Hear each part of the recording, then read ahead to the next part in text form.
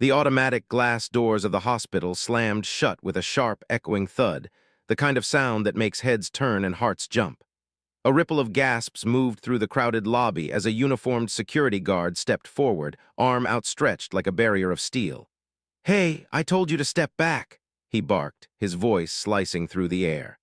The young black woman froze mid-step.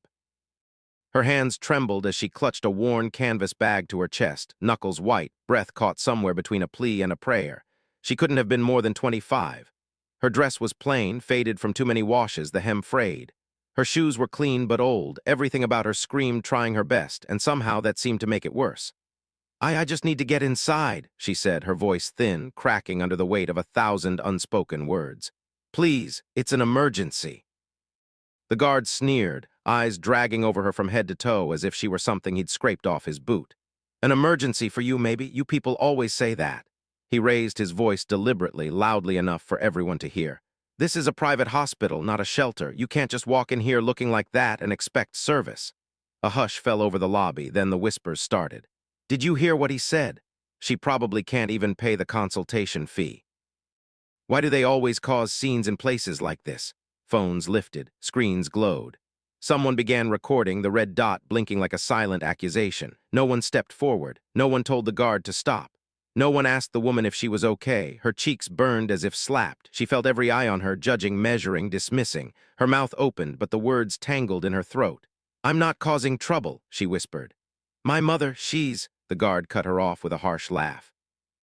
"Oh, spare me the sob story. I've heard them all. Sick mother, dying aunt, hungry kids. If we let every person like you rush in here, this place would be chaos."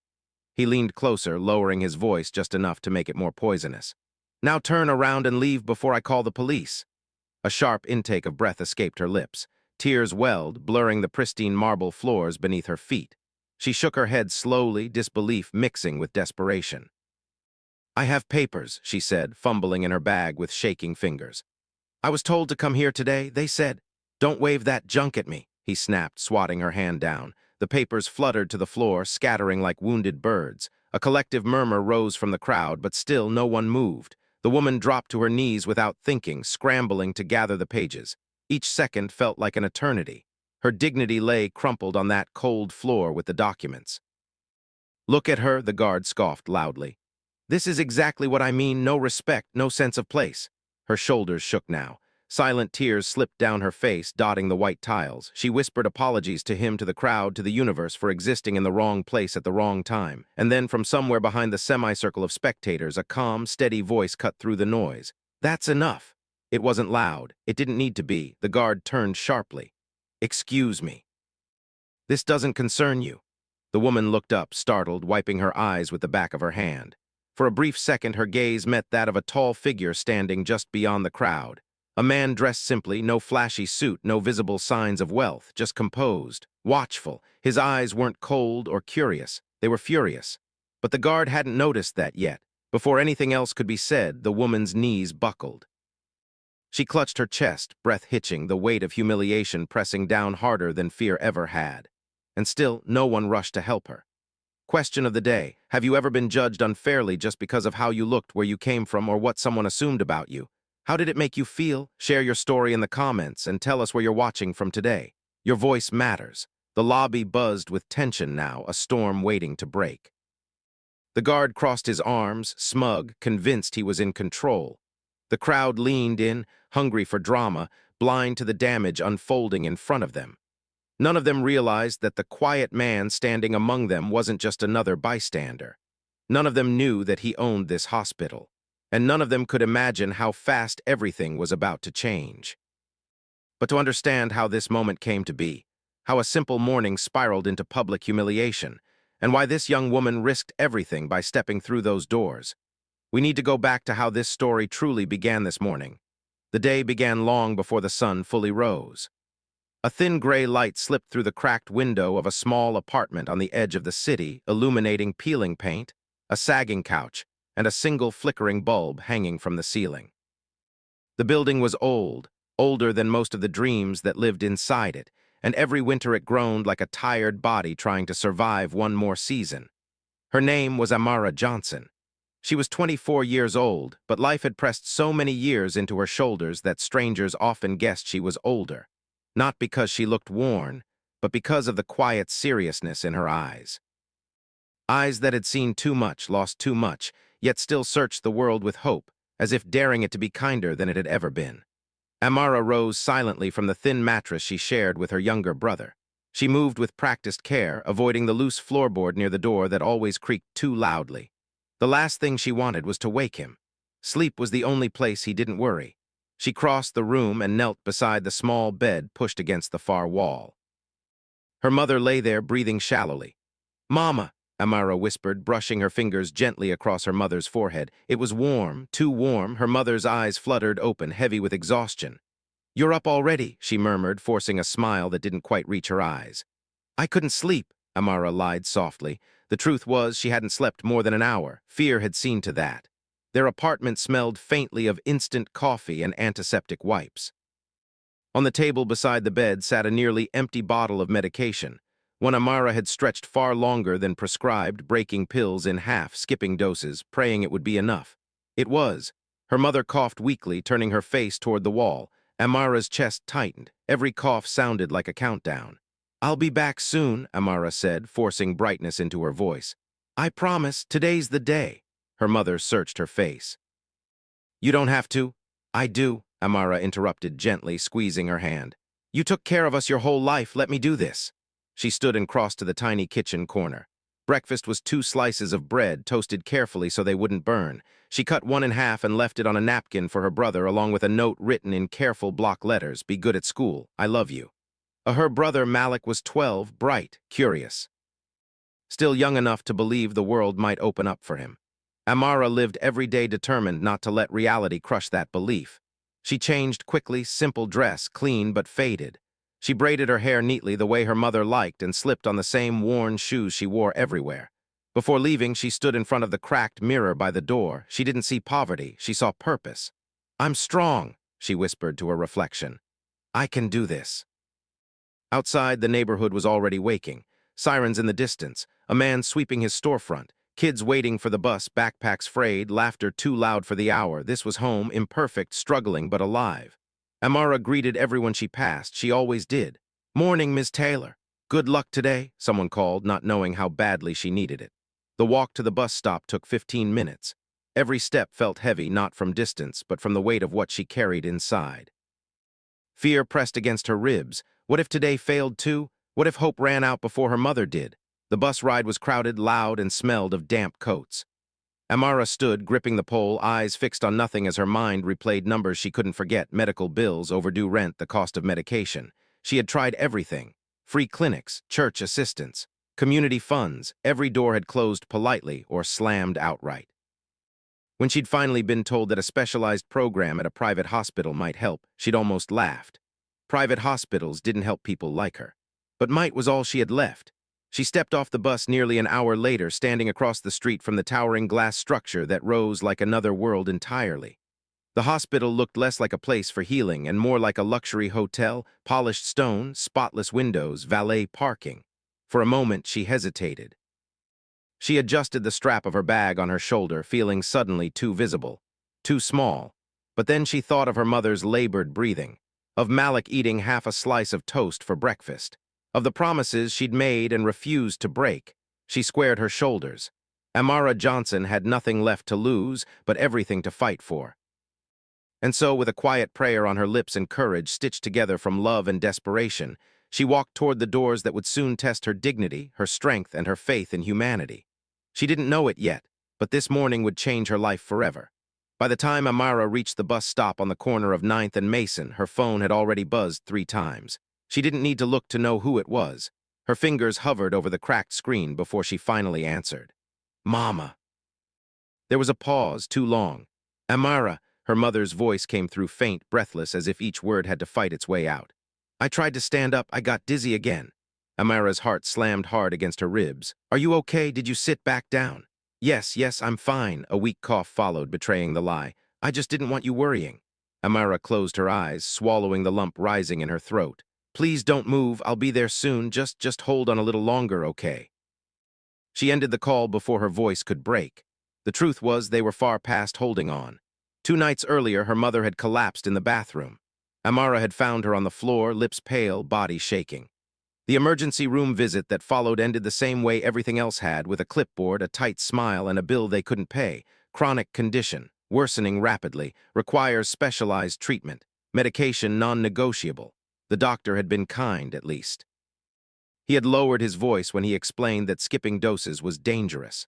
That delaying care could be fatal. Fatal. The word echoed in Amara's mind like a gunshot. She had spent the next 48 hours running, calling numbers scribbled on old pamphlets, standing in lines that wrapped around buildings, filling out forms that asked the same cruel questions over and over again. Household income, insurance provider, emergency contact. Each answer felt like another nail sealing a door shut. When she'd finally reached the last number on her list, the woman on the other end of the line had hesitated. "There is one option," she'd said carefully, "but it's difficult to access." That option was the hospital Amara now stood in front of, a private institution, state-of-the-art, owned by people who lived in penthouses and made decisions from boardrooms far removed from neighborhoods like hers. "There's a discretionary fund," the woman had continued. "Cases reviewed same day. But you have to be there in person, and you have to get past security." Amara had laughed then, a sharp, humorless sound. "Security?" "Yes," the woman said quietly. "They don't let just anyone in." Now standing across the street from the hospital, Amara understood exactly what that meant. Her phone buzzed again. This time it was Malik. "She's sleeping but breathing funny," the text read. "Are you close?" Amara's hands shook as she typed back. "Almost there. Keep the window open. I love you." She slipped the phone back into her bag and stared up at the hospital's gleaming facade. Every second felt like borrowed time. Every breath her mother took without treatment felt like a miracle stretched too thin. She thought of the eviction notice folded neatly in her drawer at home, of the landlord's warning that kindness had limits, of the way hunger had become a normal part of life, an ache you learned to ignore. This wasn't just about medicine anymore. This was about survival. Amara crossed the street, heart pounding louder with each step. As she approached the entrance, she saw people glide in and out effortlessly, men in suits, women in heels, families laughing softly. No one looked worried. No one looked like they were running out of time. She clutched her documents tighter. Doctor's notes, referral forms, proof of income, what little there was. Everything she had to prove her pain was real. But beneath all that paperwork was something no form could capture, the terror of losing the only parent she had left. Inside the lobby, she could already hear the hum of voices, the echo of polished floors, the mechanical sigh of the sliding doors. She took one step closer and hesitated. A memory surfaced uninvited. She was 17, standing in a store while a clerk followed her down every aisle. She remembered the heat in her face, the urge to disappear.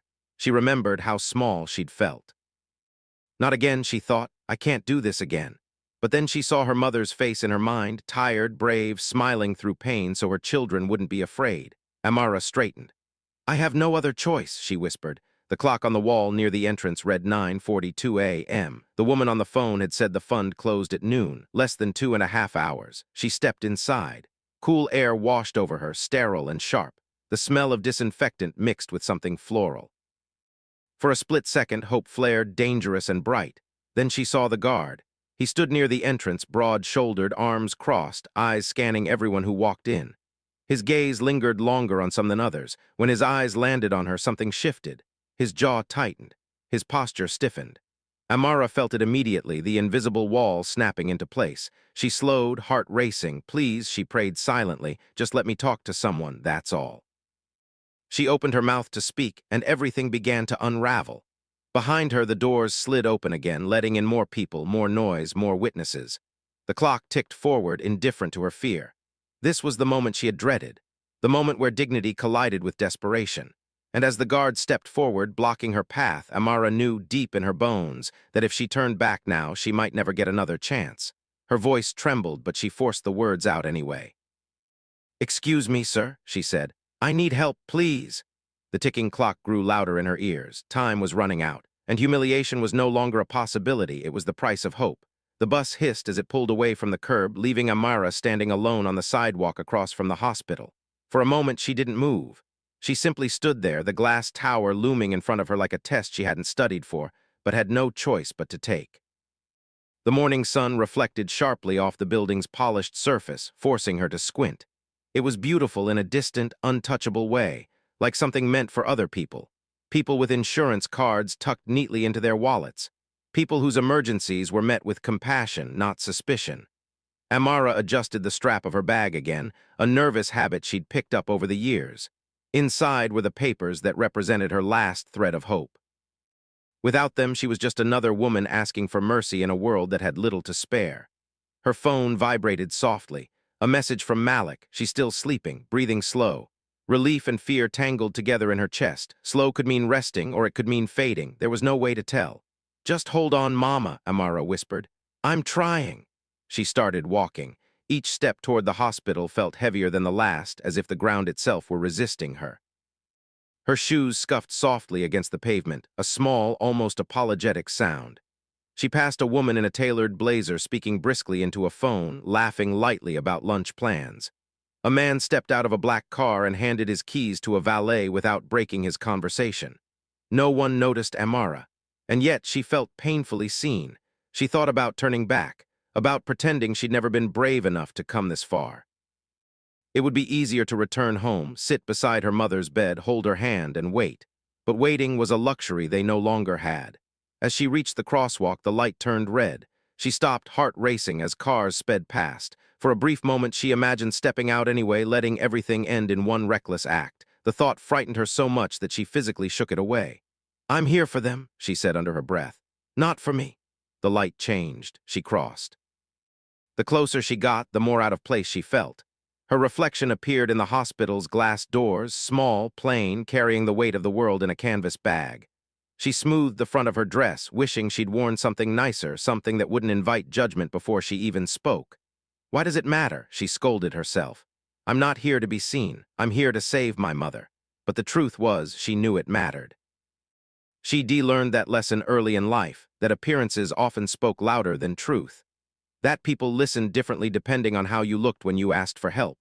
Inside the revolving door, the air changed again, cooler, quieter, more controlled.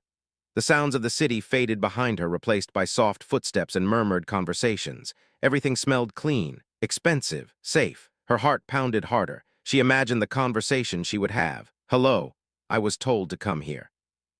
My mother is very sick. I have a referral, please." She practiced it silently over and over like a mantra. The lobby opened up before her, wide and bright. Marble floors gleamed beneath her feet. A massive chandelier hung overhead, catching the light in a way that felt almost mocking. People sat comfortably in plush chairs, flipping through magazines, sipping coffee. No one looked worried. Amara took another step forward and then stopped. The security desk was just ahead. 2 guards stood there. One was older, leaning casually against the counter. The other, taller, broader, stood rigid, arms crossed, eyes scanning the room like a hawk. Her stomach dropped. She knew that look. She had seen it in stores, on buses, in classrooms, the look that said you don't belong here. She considered waiting, letting others pass first, maybe blending in, but time was bleeding away. She checked the clock on the wall. 9:58 a.m. Her chest tightened. She had barely 2 hours left. Amara inhaled deeply, steadying herself. She reached into her bag and felt the edge of the papers, real, solid proof that she wasn't imagining this crisis. "You can do this," she whispered. She took a step closer. The guard's eyes locked onto her immediately. His gaze traveled slowly from her shoes to her face, lingering just long enough to make her skin crawl. Her pulse thundered in her ears. She could turn back now. No one would stop her. No one would judge her for leaving quietly. But then she thought of Malik, sitting beside their mother, pretending not to be scared. She thought of the nights she'd stayed awake listening to her mother breathe, counting the seconds between each rise and fall of her chest. She thought of all the times she'd swallowed her pride for their sake. This would just be one more. Amara squared her shoulders. She stepped forward, crossing the invisible line that separated those who belonged from those who had to ask permission. The guard shifted his weight. Her heart stuttered. This was it. She paused just inside the entrance, gathering every scrap of courage she had left. Her fingers trembled, but her chin lifted. Fear stood beside her, whispering all the reasons she might fail. Hope stood there too, small, fragile, but stubborn. She opened her mouth to speak, and the confrontation began. "Hey!" The single word landed like a slap. Amara froze mid-step. The tall guard had moved in front of her now, his body blocking the path deeper into the lobby. Up close, he smelled faintly of cologne and coffee, ordinary, almost comforting scents that made his hostility feel even sharper. "Where do you think you're going?" he asked. His tone wasn't curious, it was accusatory, as if she'd already done something wrong. I'm here to see someone, Amara said carefully. She kept her voice polite, soft. Years of survival had taught her that softness was safer. I was told to come this morning. There's a medical fund, the guard snorted before she could finish. Medical fund? He glanced sideways at his coworker, then back at her, lips curling. You mean charity? Amara felt heat rush to her face. It's for my mother, she said, tightening her grip on her bag. She's very sick. I have the paperwork. She reached inside slowly, deliberately, afraid that any sudden movement might be taken the wrong way. The guard didn't even look. Ma'am, he said loudly, drawing attention, this hospital has rules, appointments, insurance. You don't just walk in off the street demanding help. I'm not demanding anything, Amara replied, her voice trembling despite her efforts. I'm asking, please, I was told. Told by who? He interrupted sharply. Another sob story hotline. A few people nearby turned their heads. A woman in a beige coat frowned slightly, then looked away. A man pretending to read a brochure shifted uncomfortably. No one spoke. Amara swallowed hard. By a case worker. She said wrong, the guard snapped. He took a step closer, invading her space. And you're holding up the entrance, you need to move along. Her heart raced. Sir, please, just let me talk to someone at the desk. I don't need much time, I said no. His voice rose, echoing against the marble walls. Conversations around them died down. The lobby grew quieter, heavier. Amara felt it then, the shift, the moment when she stopped being a person and became a problem. I'm not trying to cause trouble, she said, her words tumbling over each other now. I can wait, I can sit, I just need to submit these papers before noon, please. The guard's eyes flicked to the clock behind her. 9:59 a.m., something cold settled into his expression. Let me make this real simple for you, he said. This place is for paying patients, not walk-ins looking for handouts. That word, handouts, cut deeper than she expected. I work, Amara said quietly. I take care of my family. I'm not asking for free anything. I'm asking for help. The guard laughed, a short, humorless sound. Oh, I'm sure you do. The implication hung there, ugly and unmistakable. A phone camera lifted somewhere to her right. Amara noticed this time, her chest tightened. Please don't do this, she whispered, humiliation creeping into every syllable. Everyone's watching. Good, the guard replied flatly. Maybe they'll learn something. He turned slightly, addressing the room as much as her now. This is exactly why security exists, to keep order, to stop people from thinking they can just come in here and take advantage. Amara felt dizzy. The floor seemed too far away, too solid. She looked around, searching faces for kindness, for recognition, for someone, anyone to meet her eyes and say this isn't right. A middle-aged man shifted his weight and sighed, clearly uncomfortable, but he said nothing. A young woman bit her lip, glancing between Amara and the guard, then back to her phone. Silence wrapped around her like a cage. I'm begging you, Amara said, tears burning now. My mother could die if she doesn't get treatment. The guard's jaw tightened. For a split second, something like annoyance flickered across his face, not sympathy. That's not my problem, he said. Now step back. He reached out and pressed 2 fingers against her shoulder, not hard, but firm enough to send a clear message. The touch sent a shock through her body. Amara gasped. Don't touch me, the guard scoffed. Then don't make me. A murmur rippled through the crowd. Someone whispered, this is getting out of hand. Another voice said she should just leave. Leave, the word echoed in her mind. Leave and let her mother fade quietly at home. Leave and explain to Malik why hope had failed them again. Leave and carry this shame forever. Her knees felt weak. I'm not doing anything wrong, she said, her voice breaking now. I just want a chance. The guard shook his head slowly, as if she were hopeless. People like you always do. That was when the last thread of composure snapped. Tears spilled freely down Amara's cheeks. She wiped at them angrily, hating herself for crying, hating him for pushing her here. I don't deserve this, she whispered. The guard folded his arms. Deserves got nothing to do with it. Behind them, the doors slid open again, letting in a rush of cold air and more onlookers. The circle around them widened, curiosity thickening the air. Amara stood there, exposed, shaking, her papers still clutched uselessly in her bag. Judged, dismissed, humiliated, and still no one stepped forward. The confrontation had stripped her bare in front of strangers who chose comfort over courage. And as her tears fell onto the polished floor of that immaculate lobby, Amara felt something sink deep into her chest, a terrible, crushing sense of being completely alone. Amara's breath came in short, uneven gasps now, as if the air itself had turned against her. She tried to speak again, but her throat burned, the words dissolving into quiet, broken sounds that never made it past her lips. Tears slid down freely, unchecked, splashing onto the marble floor she was no longer sure she could stand on. I'm sorry," she whispered at last. The apology slipped out instinctively, a reflex born of years spent learning that sometimes saying sorry was the only way to survive, even when you'd done nothing wrong. The guard tilted his head, watching her like a problem he was tired of dealing with. Sorry doesn't change anything. Around them, the crowd remained frozen. Faces stared, then turned away. Shoes shuffled. Someone cleared their throat. The quiet was unbearable, thicker than the guard's insults, heavier than his sneer. Amara wiped her face with shaking hands. Her fingers brushed her cheeks, damp with humiliation, and she hated herself for crying in front of these people, hated how small she felt, how powerless. Her phone buzzed again in her bag. She didn't have to check it to know her mother, Malik, time slipping away. Her chest tightened until it hurt to breathe. "I can wait outside," Amara said softly, the words barely audible. "I won't bother anyone. I just need to submit the papers. I don't even need to speak to a doctor today. Please." The guard shook his head slowly, as if disappointed in her persistence. "You're not listening. You don't belong here." That sentence landed harder than anything else he'd said. "You don't belong here." It echoed through her mind, drowning out every other thought. Not just here, but everywhere. School, stores, offices, spaces that were supposed to be open to everyone but never quite were. Her shoulders slumped. Something inside her gave way, not loudly, not dramatically, but quietly, like a light being switched off. She looked down at her shoes.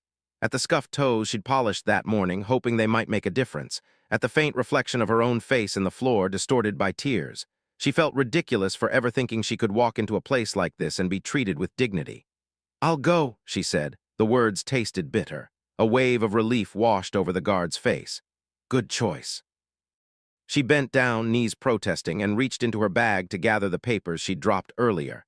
Her hands shook so badly she fumbled them, pages slipping through her fingers. She crouched there, trying to hold herself together, trying not to sob openly. No one helped her, not when a page slid out of reach. Not when her bag tipped over, not when her shoulders shook with silent cries. She felt invisible, or worse, seen but not worth saving. A woman nearby shifted uncomfortably, then stepped a little farther away, as if Amara's despair were contagious. A man checked his watch. Life went on. The clock on the wall ticked loudly now. 10:07 a.m. Every second was another breath her mother might not get back. Amara stood slowly, her legs weak, her head bowed. She hugged the bag to her chest like a shield, like something that could protect her from the stares burning into her skin. "I'm sorry for the trouble," she said again, her voice barely more than a whisper. She turned toward the exit. Each step felt like walking through water, heavy, reluctant, final. Behind her, the guard muttered something under his breath. She didn't catch the words, but she heard the disdain in them. Laughter bubbled up somewhere in the crowd, quickly stifled. Her vision blurred. She thought of her mother's hand in hers that morning, of Malik's message, of the promise she'd made to come back with help. "I failed," she thought. "I really failed." Her chest tightened painfully and she stumbled slightly. She reached out, steadying herself against a nearby column. For a terrifying second, she thought she might collapse right there, alone among strangers who wouldn't notice until she hit the floor. A sob escaped her despite her efforts. She pressed her lips together, trying to swallow it back. "Don't cry," she told herself. "Just get out, just go." The automatic doors loomed ahead, freedom but also defeat. Once she stepped through them, there would be no turning back. No miracle, no second chance. This was rock bottom, not the shouting, not the insults, but the silence. The way it told her without words that her pain didn't matter, that her mother's life was negotiable. That dignity was something reserved for people who belonged. Amara reached for the door. Her hand hovered there, trembling. She closed her eyes. And in that moment, just as she was about to disappear, a calm, steady voice spoke from behind her. "Excuse me." It wasn't loud, it wasn't angry, but it carried. Amara froze. The guard turned sharply, irritation flaring. "Yeah, what is it now?" Amara didn't dare turn around yet. Her heart pounded wildly, hope and fear colliding painfully in her chest. The voice spoke again, closer this time. "I believe you're making a mistake." She felt it then, a shift in the air. The crowd stirred. Heads turned. Someone had finally broken the silence. Amara's hand fell from the door. She slowly turned back and saw a stranger stepping forward from the crowd, calm, composed, eyes fixed not on the guard but on her. For the first time since she'd walked into the hospital, someone was truly looking at her. The stranger stood only a few steps away now. He wasn't imposing in the way the guard was. He didn't crowd the space or raise his voice. In fact, if not for the sudden stillness that followed him, he might have blended into the background completely. He wore a simple charcoal coat, neatly pressed, no visible logos, no flashy watch. His hair was lightly graying at the temples, his posture straight but unassuming, yet something about him commanded attention. The crowd seemed to lean in without realizing it. "I said," the man repeated calmly, "you're making a mistake." The guard let out an exasperated sigh. "Sir, this doesn't concern you." "Hospital policy doesn't allow public humiliation?" the man asked, tilting his head slightly. His tone was even almost gentle, but there was an unmistakable edge beneath it. "Because that's what's happening here." A murmur rippled through the lobby. Amara stood frozen, unsure what to do. Her heart pounded so hard she could feel it in her throat. She hadn't expected help, certainly not from someone like this. She wiped her eyes quickly, embarrassed to be seen so broken. The man turned to her then, not to her clothes, not to her bag, to her face. His eyes softened. "Are you all right?" he asked quietly. The question caught her off guard. No one had asked her that yet, not sincerely, not without judgment. Amara nodded automatically, though tears still clung to her lashes. I'm sorry," she said, the apology tumbling out again. "I was leaving." The man frowned slightly. "You have nothing to apologize for," the guard scoffed loudly. "Sir, you're being manipulated. This is how it starts. We get one sob story, then 10 more. We have to draw the line somewhere." The man didn't even look at him. He kept his attention on Amara. "What's your name?" "Amara," she replied softly. "And why are you here today, Amara?" he asked. She hesitated, glancing nervously at the guard. Her instinct screamed that speaking might only make things worse. But there was something in the man's expression, patience, respect, that made her feel safe enough to try. "My mother is very sick," she said. "She needs treatment we can't afford. I was told there's a discretionary fund. I just needed to submit these papers before noon." She lifted the edge of the documents in her bag as proof. The man nodded slowly. "Thank you for telling me." The guard stepped forward, clearly irritated now. "Sir, I don't know who you think you are, but you're interfering with my job. If you don't move along, I'll have to escort you out too." That finally got the man's attention. He turned to face the guard, still calm, but now unmistakably firm. "I'd be very careful with how you speak," he said, "especially in front of witnesses." The guard laughed sharply. "Witnesses, please, everyone here knows I'm just doing my job." A few people shifted uncomfortably. Someone lowered their phone. Amara watched the exchange in disbelief. This stranger was standing between her and the guard now, subtly but intentionally, like a shield. "I'm asking you," the man said, "to step back and let her speak to an administrator, that's all." "And I'm telling you no," the guard snapped. "She doesn't have clearance, and neither do you." The man raised an eyebrow. "Is that so?" "Yes," the guard said smugly. "So unless you want trouble, I suggest you mind your own business." For a moment, the man said nothing. He simply studied the guard, his posture, his tone, the way he stood so confidently in his authority. Then he exhaled slowly, as if disappointed. "This is your idea of order?" he asked quietly. "Because from where I'm standing, it looks like cruelty." The word hit the room like a dropped glass. Cruelty. Amara felt her throat tighten again, but this time it wasn't just from pain. Someone had named what she was feeling. Someone had acknowledged it. The guard's face darkened. "You don't get to judge how we run things here." The man nodded once. "You're right, I don't get to judge." He paused. "But I do get to ask questions." He gestured gently toward Amara. "Has she threatened anyone?" "No." "Has she caused damage?" "No." "Has she refused to leave when asked?" The guard hesitated. She was asking for help," the man finished. "And you responded with humiliation."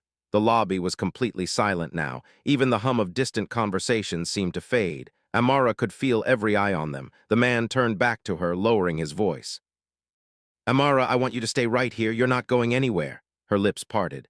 "I don't want to cause trouble," he smiled faintly. You're standing up for your mother." Something inside her cracked open at that. Fresh tears welled, but these were different, confused, overwhelmed. The guard crossed his arms defensively. "Sir, last warning." The man straightened. "That's enough," he said. The words were still calm, but this time they carried authority, not borrowed, not forced, inherent. The guard opened his mouth to argue again, but something in the man's gaze made him hesitate, just for a second, long enough for doubt to creep in. The crowd sensed it too. The balance had shifted, subtly but unmistakably. Amara stood there, trembling, her fate suddenly no longer resting solely on her own exhausted shoulders. She didn't know who this man was. She didn't know why he cared. But for the first time that morning, she felt something she hadn't dared to feel in hours. Hope. And as the man reached into the inside pocket of his coat, the guard's confidence flickered, just briefly. No one in the lobby realized it yet, but everything was about to change. The man's hand slipped calmly into the inside pocket of his coat. The guard straightened, eyes narrowing. "What are you doing?" he demanded. The lobby seemed to collectively hold its breath. Amara watched with wide, uncertain eyes, her heart pounding again, but this time not from fear alone. There was something deliberate about the man's movements, something that suggested this moment had weight far beyond a simple argument.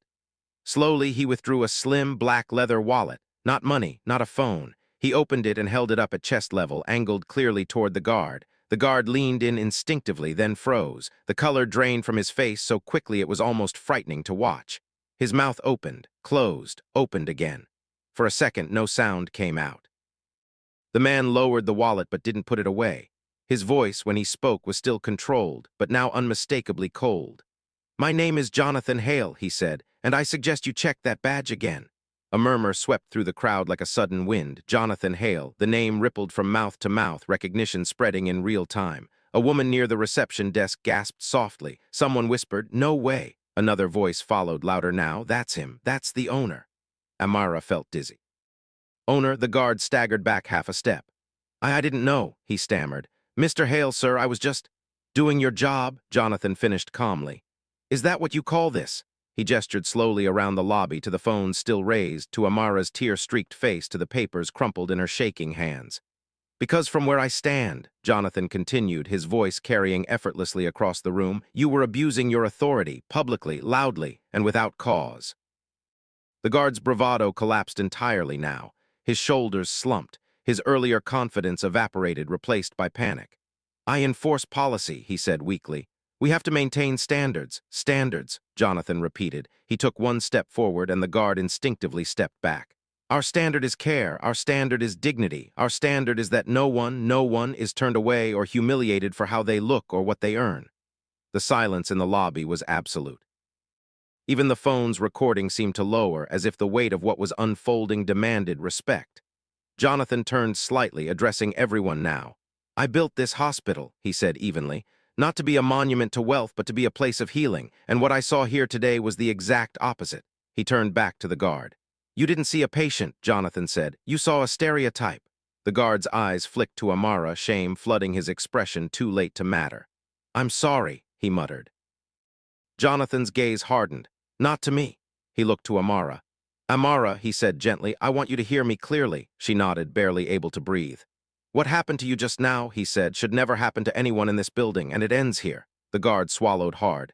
"Mr. Hale, please, this can be handled internally." Jonathan didn't raise his voice. He didn't need to. "Security supervisor," he said, glancing toward the front desk. "Please come here, now." A woman in a navy suit hurried forward, face pale, eyes darting between Jonathan and the guard. "Yes, Mr. Hale. This guard is relieved of duty effective immediately," Jonathan said. "Badge, keys." The guard's face crumpled. "But sir, I have a family." "So does she," Jonathan replied, nodding toward Amara. "And you didn't think about that."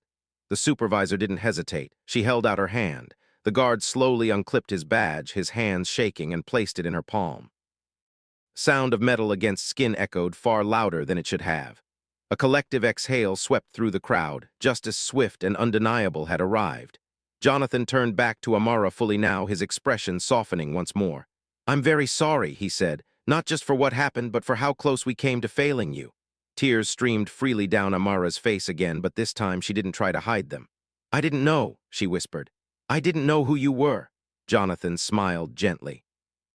"That's all right. I knew who you were the moment I saw you, someone fighting for her mother." He gestured toward the reception desk. "You won't be leaving today without help, I promise you that." The crowd buzzed now, shock, awe, regret. People who had watched in silence moments earlier now looked away, ashamed. Others wiped their eyes. A man muttered, "I should have said something." Jonathan addressed them without anger, but without softness either. "Let this be a lesson," he said. "Silence protects injustice. Compassion costs nothing." Amara clutched her bag tighter, overwhelmed. She had walked into this building expecting rejection. She was now standing beside the man who owned it. And for the first time since her mother collapsed, she felt something settle deep in her chest. Relief, the kind that changes lives. The lobby didn't return to normal after the guard was dismissed. It couldn't. Something fundamental had shifted, like a mirror had been held up to everyone in that space, forcing them to see what they had allowed to happen.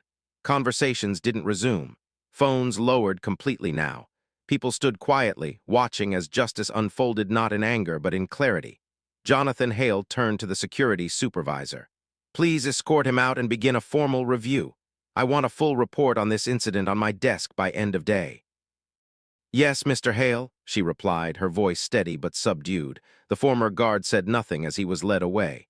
His head hung low, his earlier arrogance erased entirely. As he disappeared through a side corridor, the absence he left behind felt strangely loud. Jonathan waited until he was gone before turning back to Amara. "Let's get you somewhere quieter," he said gently. "This lobby has already taken too much from you today." She nodded numbly. As they walked, people stepped aside instinctively, not for Jonathan, but for her. Some avoided her eyes. Others offered small, awkward nods of apology. One woman whispered, "I'm sorry," as Amara passed. It didn't erase what had happened, but it mattered.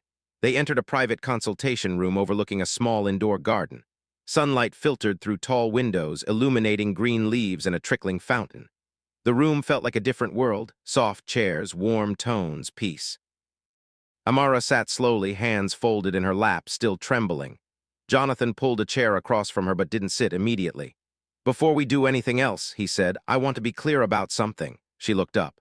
"You are safe here," he continued, "and you will be treated with respect every step of the way." Her lips quivered. "Thank you," she whispered. "I don't even know how to—" "You don't have to," he interrupted kindly. "Just tell me about your mother." Something broke open then. Amara spoke haltingly at first, then faster, words pouring out as if she'd been holding them back for years. She told him about the diagnosis, the skipped medication, the nights of fear, Malik's quiet bravery, the eviction notice folded away like a secret threat. Jonathan listened without interrupting. No glances at his watch, no distractions, just attention.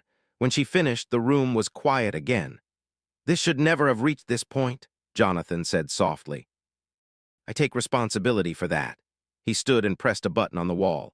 Within moments, a senior physician entered, followed by a patient services director and a nurse. Jonathan spoke with calm authority. "This is Amara Johnson. Her mother requires immediate evaluation and treatment. She will be admitted today. All costs are covered retroactively and going forward." Amara's breath caught. "All covered?" "Yes," he said simply. "No paperwork battles, no conditions." Her eyes widened. "But I don't have insurance. I can't." "You don't need to," Jonathan replied. "This hospital exists because people deserve care, not because they can afford it." Tears streamed down her face again. She covered her mouth with her hand, overwhelmed. The nurse smiled gently. "We'll take good care of her, I promise." Jonathan turned back to Amara. "Your mother will have the best specialists we have, today." "What about Malik?" Amara asked, suddenly, panic flickering. "He's at home alone." "He won't be for long," Jonathan said. "We'll arrange transportation and temporary support. You won't have to choose between your family members ever again." The words felt unreal. "I don't understand," Amara said softly. "Why are you doing all this for me?" Jonathan met her gaze. "Because someone once did it for me," he said. "And because what happened to you today reminded me why this place exists in the first place." He paused, then added, "And because compassion shouldn't be rare." Arrangements moved quickly after that, efficient, respectful, human. Within an hour, Amara's mother was transported safely to the hospital. Malik was brought in by a hospital social worker who knelt down to his level and explained everything kindly. When Amara saw her mother settled into a clean bed, oxygen steady, doctors moving with purpose instead of hesitation, she collapsed into a chair and cried harder than she ever had in her life. Her mother reached out weakly.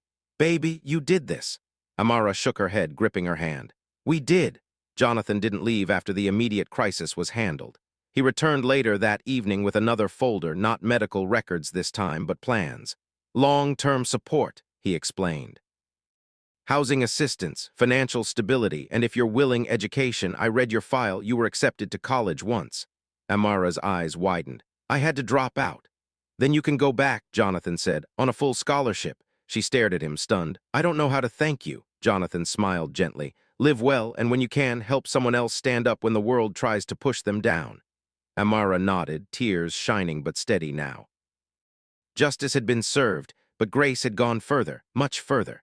And in that quiet hospital room, surrounded by machines that beeped with life instead of loss, Amara felt something she hadn't felt in a very long time. A future opening up. 5 years later, the morning light streamed through wide windows, filling a home that once would have felt unimaginable to Amara Johnson. The house wasn't extravagant, but it was warm, stable, and filled with laughter. Framed photos lined the walls. Malik in his high school graduation cap, Amara in a college gown with tears in her eyes, their mother smiling, healthy, radiant, alive. Amara stood in the kitchen, tying her hair back as coffee brewed quietly behind her. She wore a crisp blouse now, tailored slacks, and a calm confidence that came from knowing she belonged wherever she stood. On the counter sat a leather bag, newer than the old canvas one she'd once carried, but still practical, still hers. Amara. Her mother called from the living room. "You're going to be late," Amara smiled. "I know, Mama, I just want to check the notes one more time." Her mother laughed softly. "You always do." That laughter still felt like a miracle. The doctors had called her recovery remarkable. Amara called it a second chance. With consistent treatment, proper care, and a safe place to heal, her mother had grown stronger every year. The fear that once haunted their nights had loosened its grip. Malik bounded down the stairs, backpack slung over one shoulder. "You coming to the center later?" he asked, already halfway out the door. "Wouldn't miss it," Amara replied. "You're presenting today," he grinned. "Guess I learned from the best." When the door closed behind him, Amara paused for a moment, letting the quiet settle. She thought back to that day in the hospital, the cold floor, the cruel words, the silence that nearly broke her, and the man who had stepped forward. Jonathan Hale still checked in from time to time, though never intrusively. He'd insisted on one thing from the beginning, that Amara's life be hers to build, not his to control. The support he'd offered came with dignity, not debt. Amara had returned to school with a fire she didn't know she possessed. She studied social work and public health, driven by a single purpose. No one should have to beg for dignity to survive. Now she worked at a community health advocacy center, a place that helped families navigate systems designed to confuse and exclude them. She remembered every look of doubt, every dismissive tone. She used that memory not as fuel for anger, but as a compass for compassion.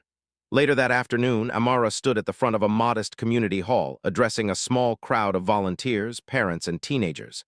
"We're not here to save people," she said clearly. "We're here to stand with them. To make sure no one is silenced because of how they look, where they come from, or what they don't have." In the back row, her mother wiped her eyes. After the presentation, a young woman approached Amara hesitantly. She wore a faded jacket and clutched a folder to her chest, documents peeking out nervously. "I heard your story," the woman said quietly. "I'm scared to go to the hospital. They treated my aunt badly last time." Amara smiled gently, recognizing the fear instantly. "You don't have to go alone," she said. "I'll walk with you." The woman's eyes widened. "You would?" "Of course," Amara replied. "That's how change works." That evening, as the sun dipped low and painted the sky in warm hues, Amara sat on her porch, watching Malik help their mother tend a small garden. She felt a deep, steady gratitude, not just for the life she now lived, but for the chance to turn pain into purpose. She knew the world hadn't suddenly become fair. But she also knew this. Kindness, when paired with courage, could rewrite destinies. And all it took to start that change was one person refusing to look away. Moral of the story: never judge someone by their appearance or circumstances. You may be standing in the way of a life-saving moment. Silence allows injustice to grow, but compassion has the power to change lives forever. Every act of kindness matters more than you know. If this story moved you, please like the video to help it reach more people. Share it with friends and family who believe in humanity and fairness. And subscribe to the channel for more powerful, inspirational stories that remind us who we are and who we can be when we choose compassion. Thank you for watching.